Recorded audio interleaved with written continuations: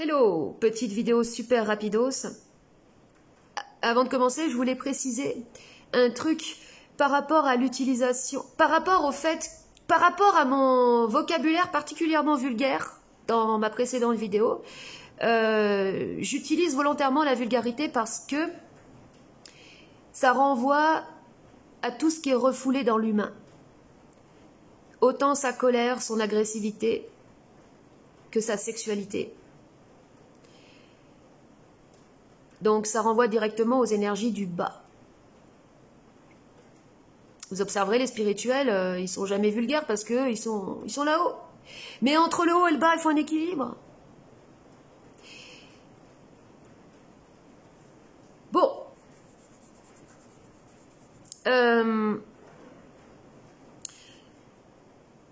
J'aimerais parler de la relation entre l'homme et la femme, mais avant de parler de ça, préciser que le masculin, le féminin, pour moi, ce sont des principes. Et toute femme a une part de masculinité à réintégrer, tout comme tout homme a sa part de féminité à réintégrer. Donc, je serai volontairement schématique. Et si je serai volontairement schématique, c'est parce que tant que nous sommes inconscients, nous sommes conditionnés par notre prédisposition à être homme ou femme. Alors qu'en fait, c'est pas si simple, enfin c'est pas si tranché, puisque nous sommes, j'allais dire autant hommes et femmes, puisque nous avons autant une part de masculin que de féminin en chacun de nous. Mais j'ai observé un schéma récurrent que j'ai moi-même reproduit en étant totalement inconsciente, parce que j'étais totalement identifiée à mon conditionnement de femme. Et comme ce schéma, je l'ai observé aussi à de nombreuses reprises, j'ai trouvé intéressant de le partager. Ça permettra peut-être de souffrir un peu moins. Parce que... Bon, voilà. Je vais directement dans le vif du sujet. Pourquoi les hommes et les femmes ne se comprennent jamais ? Pourquoi ils ne se comprennent pas? Parce qu'ils sont bien différents. Waouh, génial. L'homme, donc le masculin, d'accord, le principe masculin, c'est le principe même de la manifestation, de l'expression, de l'action, du faire, et je dirais même de la puissance. La femme, le principe féminin, c'est la réceptivité. La femme, c'est un réceptacle, c'est un ventre, une matrice qui porte la vie. C'est aussi le monde intérieur, le monde mental.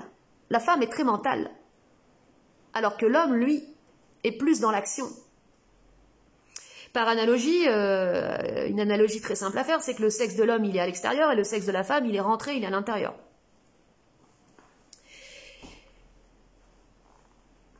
Voilà maintenant le schéma que j'ai observé, que j'ai moi-même reproduit. C'est quoi? C'est que en fait, quand un homme et une femme se rencontrent, c'est toujours pareil. L'homme, il a besoin de valider une étape fondamentale. Cette étape fondamentale, c'est de pouvoir passer aux yeux de la femme comme étant le big boss. L'expression de la puissance. Il faut qu'il renvoie à la femme qu'il est, je sais pas, l'homme de la situation, le plus fort ou le plus intelligent ou le plus ceci ou le plus cela. Alors, chaque homme aura sa façon de procéder pour tenter de prouver ça. Il y en a, par exemple, je sais pas, ils montreront qu'ils sont les meilleurs en mécanique ou je sais pas, qu'ils ont les plus gros muscles ou qu'ils ont je sais pas quoi, enfin bon bref, n'importe quoi d'un signe extérieur de puissance. Et la femme, elle aura besoin de valider l'étape qu'elle est aimée, qu'on lui porte de l'attention. Donc, elle attendra que l'homme lui montre ou lui démontre son amour, lui prouve son amour, lui prouve qu'il lui porte de l'intérêt, de l'attention. Et pourquoi c'est compliqué tout ça? Parce que les deux protagonistes sont obsédés par leur étape à valider. Ils ne sont pas disponibles pour l'autre, ils sont obsédés par leur étape à valider. L'homme, il est obsédé par le fait de valider qu'il est le big boss, et la femme par valider qu'elle est aimée. Donc, tant que les deux, ils n'ont pas validé leur étape, ils ne peuvent pas apporter à l'autre ce que l'autre a besoin. C'est pour ça que c'est compliqué. C'est pour ça que les femmes reprochent aux hommes des tas de trucs. C'est pour ça que les hommes se retrouvent blessés dans leur orgueil, parce qu'ils n'ont pas été reconnus comme étant le big boss, et donc forcément, ils commencent à développer un complexe d'impuissance. Cette vidéo, ça va parler du complexe d'impuissance, vous allez voir, ça permet de comprendre énormément de choses. Si l'homme ne valide pas l'étape de passer aux yeux de la femme comme étant le big boss, il va développer un complexe d'impuissance, il va renforcer la couche de son orgueil. Donc l'orgueil, c'est cette carapace qui protège nos blessures, donc qui lui protège, lui, son insécurité, et il va prendre la fuite, d'où la lâcheté bien connue des hommes, et en contrepartie, la femme va devenir de plus en plus agressive, parce qu'elle n'a pas eu, elle, l'attention et l'amour qu'elle attendait, d'où l'agressivité et la castration bien connue des femmes.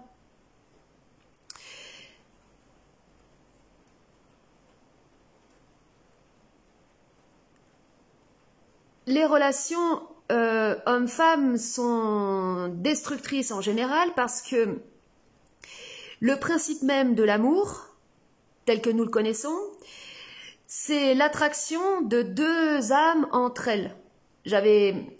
Quand j'avais coupé le mot amour, âme, our en anglais ça fait nôtre, âme, nôtre, nos deux âmes qui s'attirent. Bon, c'est un peu tiré par les cheveux, mais bon, moi je trouve que c'est un peu parlant, c'est assez parlant.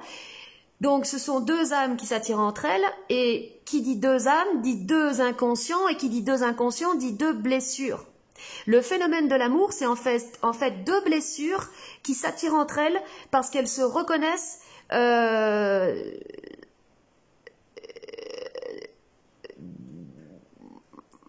structurellement dans leurs blessures. En fait, c'est deux blessures qui se reconnaissent, quoi. Auquel s'ajoute de la pulsion. En fait, la blessure, en fait, alors, c'est un petit peu disputé. Pour moi, la blessure, c'est vraiment une matière. C'est une matière magnétique qui crée du magnétisme. L'âme, c'est une cassette sur laquelle est enregistrée cette matière, et ça crée comme une sorte de corps invisible qui est aimant, une sorte d'aimant invisible, d'où le mot d'ailleurs amant qui ressemble de près, qui font que ces blessures s'aimantent, les blessures s'aimantent, voilà, c'est ça l'amour, ce sont des blessures qui s'aimantent, donc auxquelles s'ajoute de la pulsion, donc du désir sexuel. Enfin, j'aime pas trop utiliser le mot désir parce que pour moi le désir ça renvoie vraiment à quelque chose qui nous élève au-dessus de notre condition. Donc c'est plus de la pulsion en fait, simplement c'est de la pulsion. Et forcément, au début, bon bah il y a le phénomène d'attraction crée une sorte d'ivresse qui est plutôt cool. Mais a fortiori, les deux inconscients vont forcément à un moment donné s'affronter, se prendre la tête quoi, se consumer et se détruire.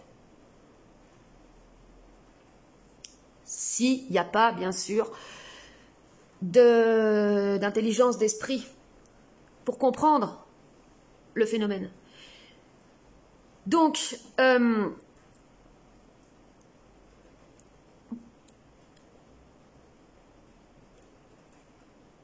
ce qui attirent un homme et une femme ensemble, ce sont leurs blessures et ce sont leurs insécurités. Ce sont aussi leur incomplétude. Parce que dans notre inconscience, on recherche chez l'autre ce qui nous manque, mais à tous les niveaux. Mais d'abord dans notre équilibre masculin-féminin, c'est-à-dire que la femme la recherche l'homme parce qu'il lui manque l'homme en elle. Et comme ça part d'un manque, ça part d'une insécurité, donc forcément, c'est préconditionné déjà à se casser la gueule.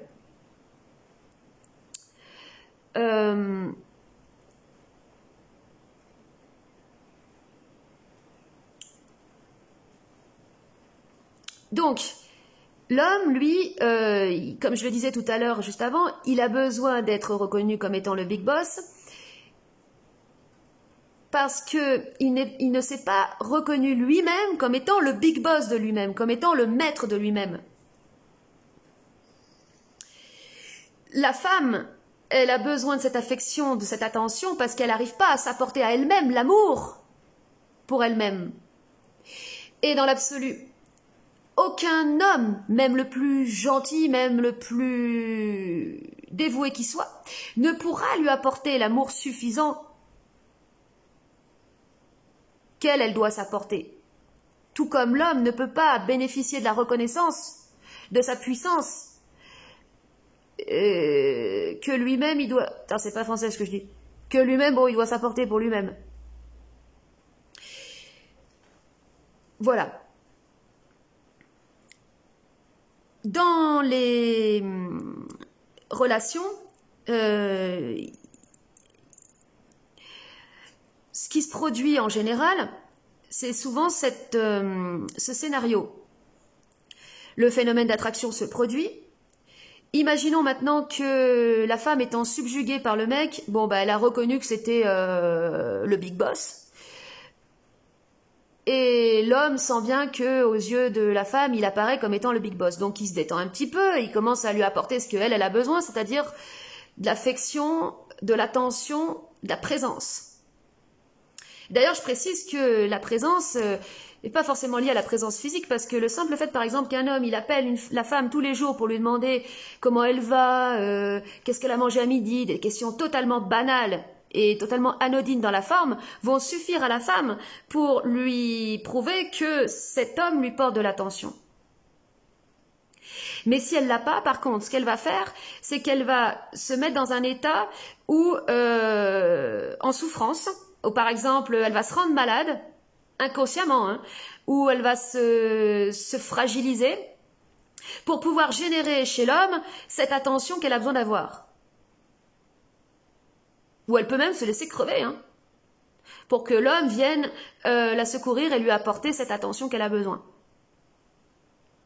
Mais ça, l'homme, il ne le comprend pas, lui. Comme je le disais, il ne le comprend pas parce que lui, il est obsédé par le fait de devoir passer pour le big boss, de devoir prouver tout un tas de trucs. Donc faire tout un tas de trucs, ou bien démontrer qu'il sait super bien changer les ampoules, qu'il sait super bien réparer un moteur, qu'il sait changer un joint de culasse, qu'il sait, je sais pas moi, n'importe quoi. Et la femme, ça, elle s'en fout en fait. Ça, elle s'en fout. C'est pas ça qu'elle veut, elle. Elle veut juste qu'il lui témoigne de son attention, de son affection. Ah là là. Donc, imaginons donc que ça fonctionne bien. Ce qui va se passer, c'est que il va y avoir le début d'une histoire. D'où le scénario, une histoire. Et en général, c'est l'homme qui va commencer à écrire l'histoire. Il va commencer à projeter devant les yeux de son amoureuse un film, un joli scénario. Par exemple, tiens bébé, ça te dirait... on achète un bout de terrain et puis on construit notre maison dessus et on fera notre potager, on vivra dans la nature en harmonie et puis on sera bien et on sera comme Adam et Ève dans le paradis originel. Bon, forcément, la femme, ça lui plaît. Et cette projection va générer de l'espoir. Mais le problème de l'espoir, c'est qu'il est une... comment dire, tout comme le rêve, tire son origine, en fait, d'une fuite, voire d'un dégoût de la réalité. Alors quand tu as besoin de construire un monde meilleur ou tu as besoin de te construire un rêve ou une super projection, c'est parce que ta condition te dégoûte ou que tu l'acceptes pas. Alors, pas forcément ta condition matérielle, mais même ta condition intérieure, c'est-à-dire qu'en toi-même, soit tu as de l'insécurité, ou soit il te manque, en fait, il te manque des choses en toi-même, intérieurement. Donc, tu as besoin de projeter un truc paradisiaque à l'extérieur. Donc, ça va générer de l'espoir et ça va préconditionner à du désespoir, à des désillusions. Et à partir de là, bah, forcément, les ennuis vont commencer. Et les ennuis qui vont commencer, ça va être justement les deux inconscients qui vont s'affronter. Et bon, en général, les inconscients s'affrontent et les deux personnes, en fait, vont se reprocher l'un à l'autre mutuellement ce qu'ils se reprochent les deux. En général, mais vous observez dans les relations de couple, c'est toujours comme ça. C'est-à-dire que le mec, il reproche exactement la même chose que la femme reproche au mec.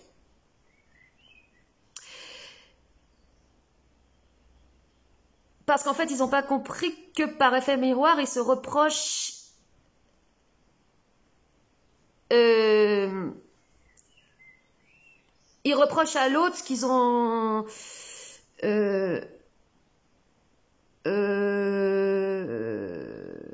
un truc, en gros, qu'ils devraient se reprocher à eux-mêmes, quoi. Enfin bon, je le fais un peu simplement, mais c'est ça.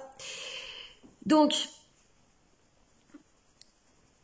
les deux inconscients vont s'affronter, tout ça, et puis à un moment donné, va y avoir un déchirement, une séparation, une rupture. Et si cette rupture n'est pas,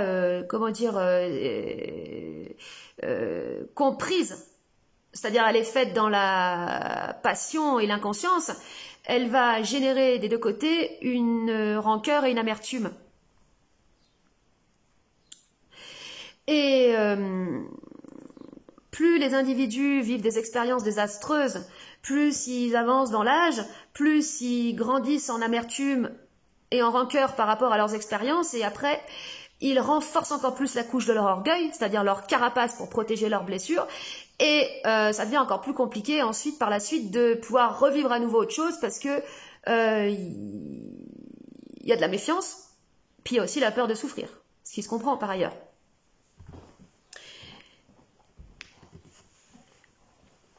Alors, ceci étant dit, on pourrait imaginer déjà de commencer une relation par un déchirement, comme ça c'est déjà fait.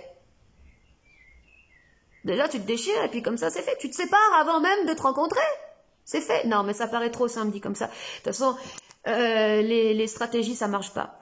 Le problème dans la relation entre l'homme et la femme, c'est que du fait qu'il y a l'attraction des deux blessures entre elles mélangées à de la pulsion, ça empêche d'instaurer la relation d'amitié. Et oui, c'est ça qui empêche l'instauration de la relation d'amitié, l'amitié qui devrait être le ciment entre l'homme et la femme. Mais l'amitié, pourquoi c'est impossible entre l'homme et la femme? Enfin, je parle pas, moi, je veux dire, on a tous des amis hommes ou femmes, hein, mais je parle d'amitié et d'amour en même temps. Parce que pour arriver à l'amitié, il faut suffisamment être sécurisé en soi-même. Il faut avoir déjà suffisamment d'amour-propre, d'indépendance. Il faut avoir suffisamment guéri de ses blessures. Parce que dans l'amitié, il n'y a plus aucune emprise sur l'autre. Ton ami, il est libre de vivre sa vie telle qu'il l'entend. À partir du moment où tu as une emprise sur ton ami, c'est une relation toxique.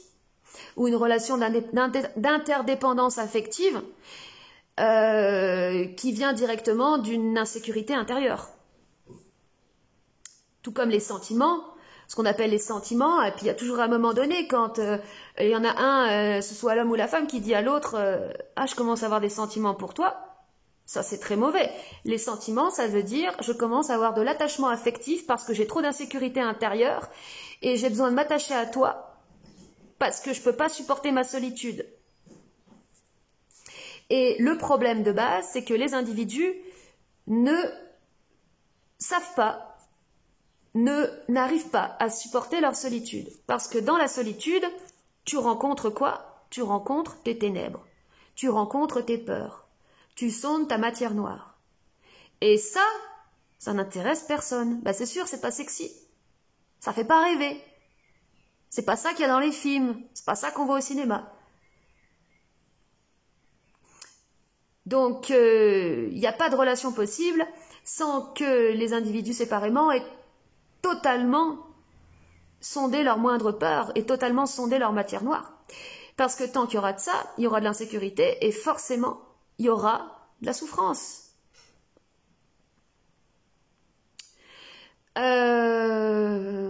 Alors après, il y a des débats, tout un tas de débats. Alors est-ce que...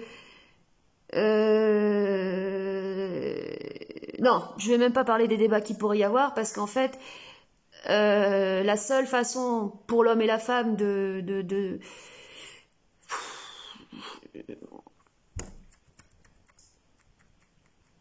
comment dire réellement d'évoluer, c'est de pouvoir être confronté, d'être confronté à soi-même. C'est tout. Il y a là-dessus, et puis de pouvoir supporter sa solitude. Parce que sinon, tu utiliseras l'autre toujours comme une béquille. Toujours comme un bouche-trou, une compensation. Et forcément, ça entraînera des relations toxiques. Donc, pour conclure là-dessus, la relation la plus évoluée, comment dire, la plus saine et la plus juste entre un homme et une femme, c'est d'abord de l'amitié.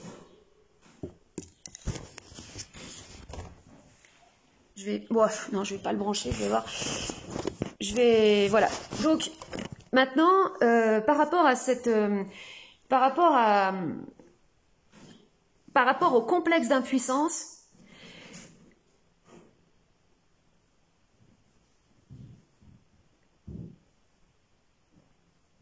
par ailleurs, les femmes aussi ont des complexes d'impuissance, et puis l'homme aussi a le complexe de pas être aimé et tout ça. C'est comme je le disais, c'est par rapport au principe masculin-féminin. Après, voilà, on a un peu tout ça aussi. Bon, mais le complexe d'impuissance, ça permet vraiment de comprendre beaucoup de choses.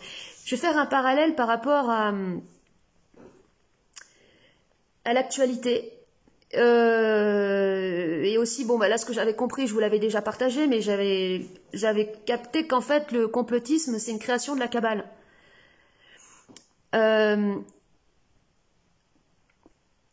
Et que en fait, les complotistes, ils sont les idiots utiles qui alimentent...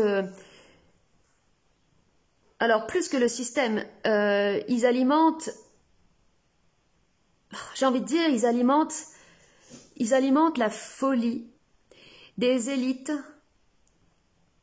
apprentis sorciers, souffrant de complexes d'impuissance.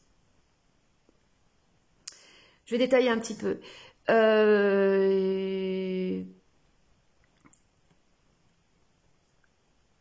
Par rapport à cette histoire de virus, de coronavirus et tout ça. Il y en a encore qui croient que c'est l'homme qui a créé le coronavirus, qui a créé le virus. C'est totalement impossible. Qu'il y ait des esprits malades qui fantasment de pouvoir créer des virus contagieux, ça c'est une chose, mais qu'ils y arrivent, ça c'est autre chose. Il y a des documents qui se sont retrouvés dans des sites complotistes qui sont par ailleurs des créations, qui sont en fait tous les sites, enfin la plupart tous les gros sites complotistes sont des organes de diffusion de fake news, bien sûr, mais des fake news, il y en a partout, mais qui alimentent des croyances.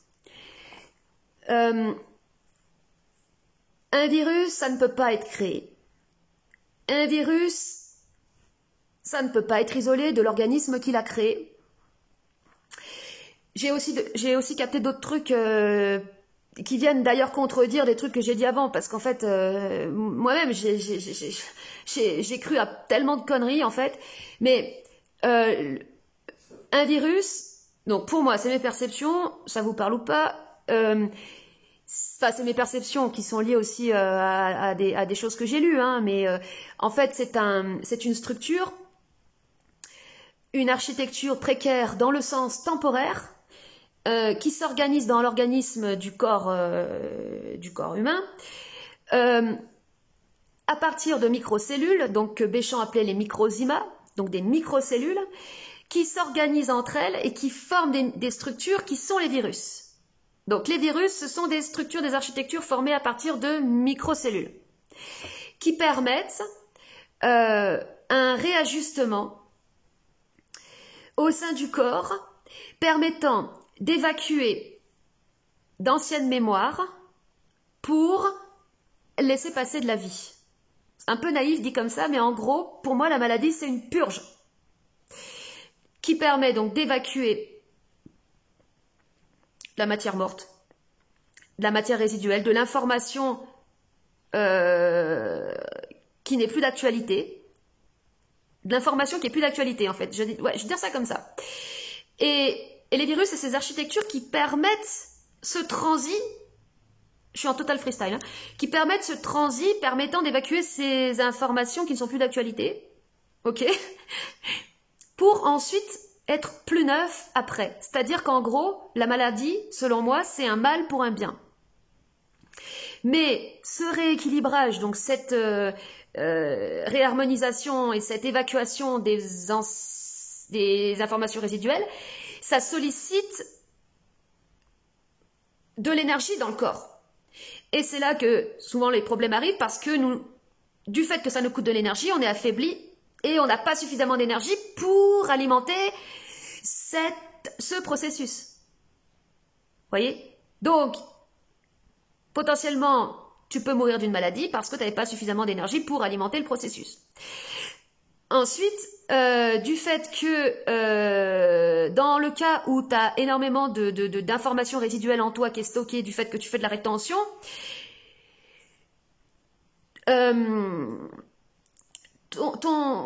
t'es alourdi, t'es affaibli, ton taux vibratoire est bas. Et comment dire, c'est ce qui fait justement que tu chopes les maladies. Bon, c'est un petit peu confus, hein, j'avoue. Bon, en tout cas, le virus est une structure temporaire précaire, d'accord, qui est intrinsèquement liée à l'organisme qui l'a créé. Donc ça ne peut pas être isolé. Donc ça ne peut pas être créé.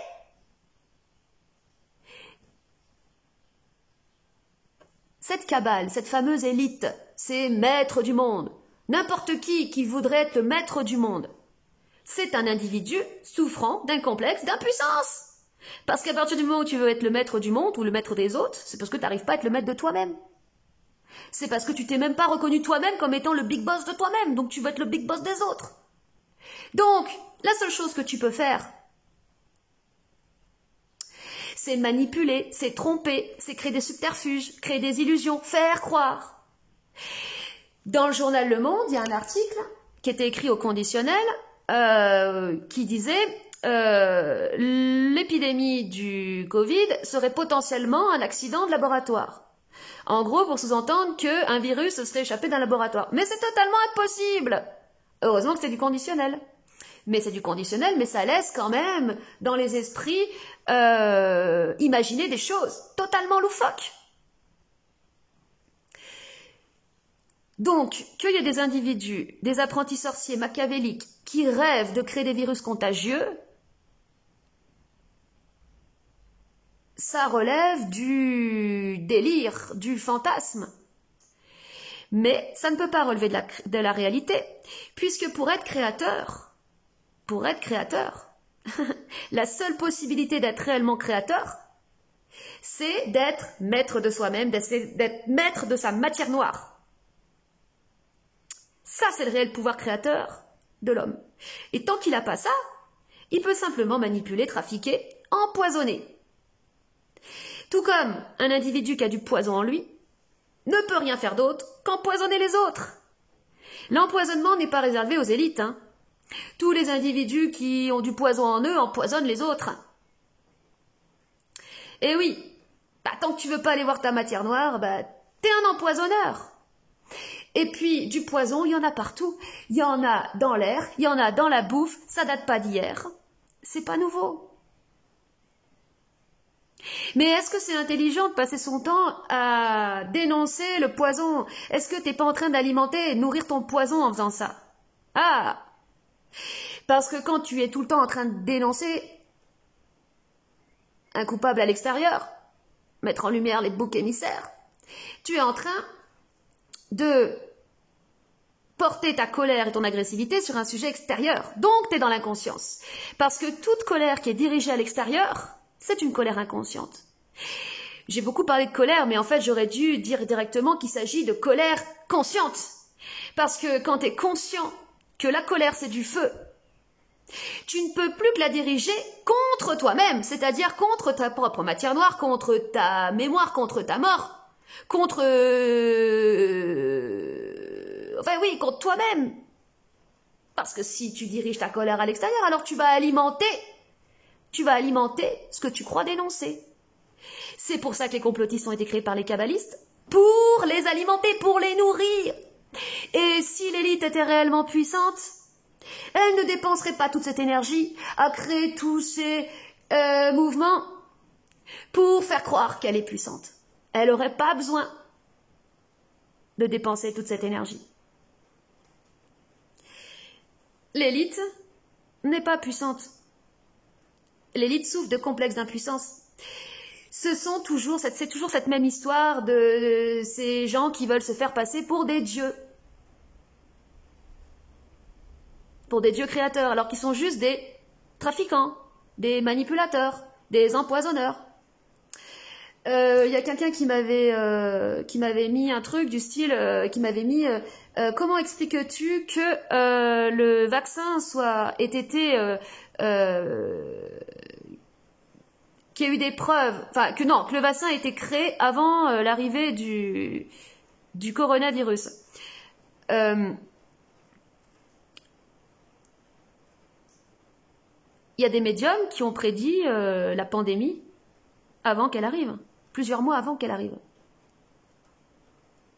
Quand tu es un ésotériste, quand tu es un occultiste, tu peux établir des fortes possibilités d'événements. Tu peux prédire l'avenir, du moins, tu peux à un pourcentage assez élevé. En lisant dans les astres. Ah bah comme par hasard, à chaque fois qu'il y a une grande épidémie, certains astres sont alignés de telle façon, de telle manière. Et puis ça correspond à toutes les grandes épidémies mondiales, donc toutes les grandes pandémies. Ah bah forcément, après tu peux prédire qu'à tel alignement de planète, il va se produire ça. Donc après, une fois que tu sais ça, tu prends les devants par rapport à ça. Mais est-ce que c'est toi qui as créé l'épidémie? Non.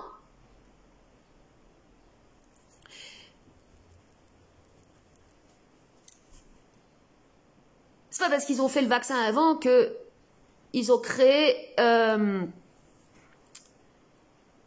l'épidémie. Ils savaient qu'il pouvait y avoir une épidémie à ce moment-là parce qu'il y avait une prédisposition pour qu'il se produise ça par rapport à un certain alignement des planètes. C'est tout.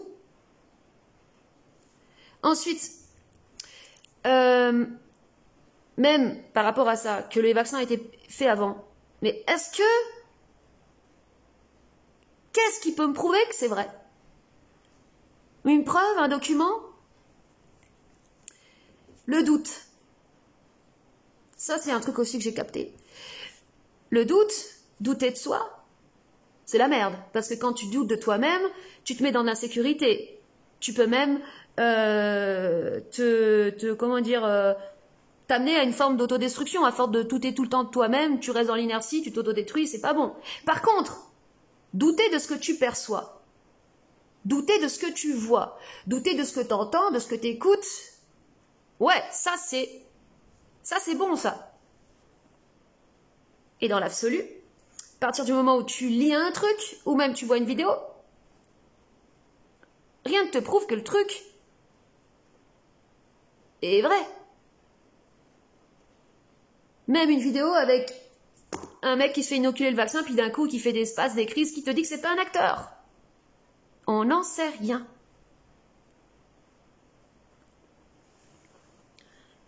Ouais, alors j'avais fait le truc sur... quand j'ai fait la vidéo Covid Conscience, machin, là, j'avais repris ce qui était écrit dans le journal Le Monde qui expliquait le processus par rapport à l'ARN messager. En gros, mais les ARN messagers, donc du coup des virus qui viendraient donc coder en fait, qui te mettrait un code qui ferait que ton ADN va coder le virus. En gros, pour qu'ensuite t'aies le virus en toi et que tu développes des anticorps. Mais c'est n'importe quoi, puisqu'on peut pas créer un virus. Déjà, on peut pas créer un virus, alors qu'est-ce que tu veux qu'on code un virus? C'est quoi ce délire? Alors c'est sûr, faut comprendre le truc, c'est que ça paraît nouveau, une super technologie, ARN messager, ça fait super technologie, donc pour les gens crédules, pour pour la population, c'est nouveau, donc c'est impressionnant, donc ça a l'air génial, donc c'est fascinant. Et pour les complotistes, c'est terrifiant. Mais parce qu'ils y croient aussi, que c'est possible. Et puis des femmes comme Alexandra Orion-Claude, qui passent leur énergie à dénoncer le truc. Mais c'est comme Raoul et c'est comme Bigard, ce sont des acteurs qui viennent alimenter la croyance que c'est possible de faire ça. Mais est-ce que c'est possible de faire ça?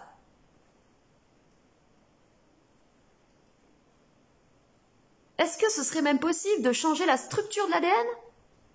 Qu'un ADN puisse être altéré par un environnement agressif ou un environnement délétère, je sais pas, un environnement malsain, je sais pas, que l'ADN soit agressé, ouais, mais modifié dans sa structure. Waouh, ça voudrait dire que l'homme, il est... Waouh, mais là, c'est Dieu, quoi. Voilà encore un fantasme d'apprenti sorcier. C'est déjà presque de la création. Tu modifies l'ADN. Mais oui, mais est-ce qu'un homme ne peut pas être créateur réellement quand il n'est pas maître de lui-même? Ça paraît des phrases de philosophie ou de spiritualité dit comme ça, mais ça n'en est pas. Les physiciens quantiques, les Nassim Haramein et tout le bazar, qui glorifient la fleur de vie et qui glorifient la technologie, hyper-technologie de la nature, sont des fétichistes, des idolâtres, qui ne parlent jamais du pouvoir réel de l'homme. Personne ne parle réellement du pouvoir réel de l'homme. De la puissance réelle de l'homme, ça, personne n'en parle. Parce que sa puissance, elle se trouve dans ses ténèbres et ça fait flipper tout le monde. Et c'est pour ça que aussi, par rapport au cri, je reviens là-dessus, le cri en tant que pratique consciente, je dis bien en tant que pratique consciente et non en tant que cri de désespoir ou cri de folie ou cri de démence, mais en tant que pratique consciente, c'est autant l'expression de la souffrance que de la puissance. C'est-à-dire que c'est quand l'individu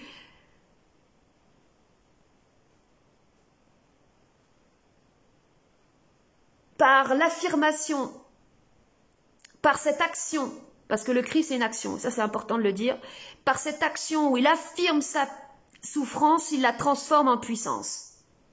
Il découvre sa réelle puissance. Sa réelle puissance, elle est dans le cœur de sa souffrance. Mais ça, comme je le dis, ça intéresse personne. Donc, tous les maîtres du monde et tout qui veulent être les super puissants, ce sont des tocards. Ils seront puissants de rien du tout. Ils donnent simplement l'illusion de la puissance. Et ils ont besoin d'entretenir continuellement l'illusion de leur puissance. Et moi, je veux dire un truc, c'est que les chanteurs, même les Kenny Arcana, qui passent toute leur énergie, leur agressivité, leur colère et leur rage à les dénoncer, ils les alimentent, ils les nourrissent. Ce sont des pions du système. Ce sont les bouffons de la cabale. Parce qu'ils leur portent un pouvoir qu'ils n'ont pas et qu'ils n'auront jamais. Et en plus de ça, il faut flipper. Et la peur, c'est l'ennemi de l'intelligence. Donc à un moment donné, il faut amener de l'objectivité dans tout ça, quoi. Et encore une fois, je reviens sur le doute. Le doute est sain quand c'est le doute vis-à-vis de l'extérieur. Et encore une fois, par rapport au vaccin, on n'en sait rien, on ne sait même pas ce qu'il y a dans ces trucs, on ne sait rien. Autant il y a... Ce sera pas nouveau, des métaux lourds, il y en a partout des métaux lourds, il y en a dans la bouffe, Ça y est, maintenant tout le monde le sait. Bon, bah il y en a dans les vaccins pour créer la fixation, c'est de la colle. Il y en a certainement dans ces vaccins, mais on n'en sait rien. Si ça se trouve, c'est juste de la flotte, ou si ça se trouve, on ne sait pas ce qu'il y a dedans. Donc si tu veux nourrir tout le temps une croyance comme quoi ce serait ci, ce serait ça, tu sers le plan des psychopathes qui aimeraient réellement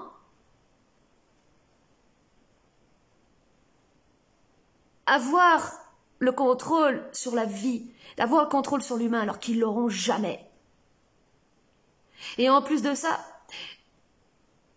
à toujours dénoncer les intentions de ces psychopathes, tu te coupes du réel sujet, qui est le pouvoir de la conscience et le pouvoir de l'esprit sur la matière, qui est plus fort que tout.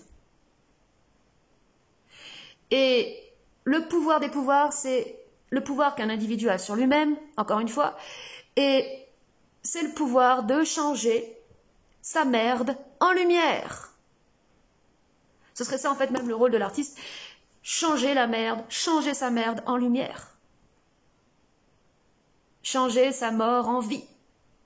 Et les deux fonctionnent ensemble, sont intrinsèquement liés, il n'y a rien à rejeter. Voilà. Observez le nombre de personnes qui souffrent du complexe d'impuissance, c'est dingue. Quand tu es réellement puissant, quand tu sais réellement, quand tu connais réellement ta puissance, tu n'as plus besoin de le prouver à l'extérieur. Et c'est une charge en moins. Et les relations entre hommes et femmes deviennent beaucoup plus légers, beaucoup plus libres.